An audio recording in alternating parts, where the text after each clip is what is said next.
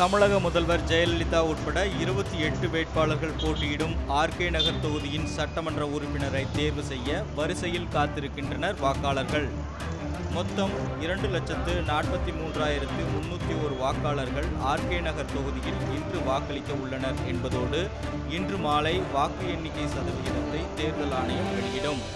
மேலும் இத்தொகுதியில் மொத்தம் 230 வாக்குச்சாவடிகள் தேர்தலுக்காக அமைக்கப்பட்டுள்ளன.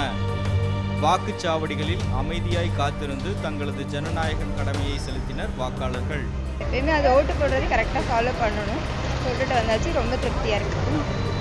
தொகுதியோட முக்கிய பிரச்சனைகளில் இந்த தேர்தலில் வெற்றி பெறுவவங்க வந்துட்டு அதை சரி செய்வாங்க அப்படின்னு எதிர்பார்க்குறீங்க? நம்பிக்கை இருக்குது, கண்டிப்பாக பண்ணுவாங்க, நம்பிக்கை இருக்குது. காவல்துறையினரின் ரோந்து பணி, துணை ராணுவ படையினரின் பாதுகாப்பு பணி என ஆர்கே நகர் பகுதியை முழுவதுமாக கண்காணித்து வருகிறது தேர்தல் ஆணையம். ஆர்கே நகர் தொகுதியில் நடைபெறும் இடைத்தேர்தல் காலை 8 மணிக்கு தொடங்கி மாலை 5 மணி வரை இன்று நடைபெறுகிறது. இந்த இடைத்தேர்தலில் மக்கள் வரிசையாக அமைதியான முறையில் நின்று தங்களது ஜனநாயக கடமையை ஆற்றி வருகின்றனர். அசம்பாவிதங்கள் ஏதும் நடைபெறாத வண்ணம் போலீஸ் பாதுகாப்பு, வாக்குச்சாவடிகள் மற்றும் தொகுதி எங்கும் குவிக்கப்பட்டுள்ளது. Vishnu Prakash, red pix news.